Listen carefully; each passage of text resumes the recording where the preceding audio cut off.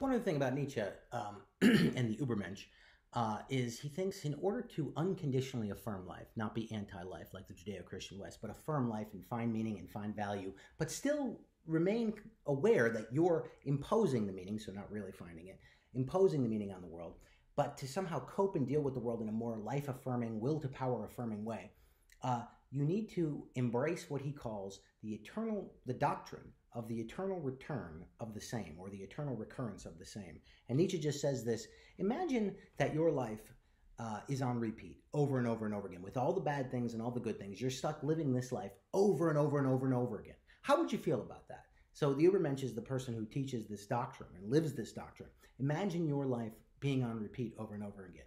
And he actually thinks this is true, by the way, metaphysically, Nietzsche, for other reasons we don't have to worry about.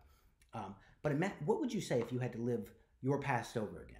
Right? What would you say? Would you find it disgusting? Would you find it unbearable? Or would you unconditionally affirm it? Nietzsche thinks until you can unconditionally affirm the idea that you'd have your life on repeat over and over and over again, like Bill Murray in Groundhog Day, you aren't free from resentment and the denial of life that's characteristic of Judeo-Christianity, because that's what it is, he thinks. He thinks Western culture is characterized by anti-life, denial of life. How do you affirm life? You become the Übermensch, you impose value and meaning on the world, you overcome resentment by how?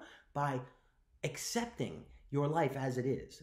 He calls it in another place, amor fati, the love of fate, or the love of your fate. Right? Unconditionally affirm your life. What does not kill me makes me stronger. How do you do this? You imagine your life on repeat over and over again. That's the doctrine of the eternal return. I have to live my life over and over and over again. Can I do this without, can I even think the thought without becoming nauseated by it? Once I can get past not being nauseated by it, the goal would be then to affirm it, to want to live your life over again as it is, with the suffering and with the good. Okay, that's what Nietzsche thinks is required in order to become the Übermensch and affirm life and celebrate life, and therefore overcome the problem of Western culture that's on the decline anyway.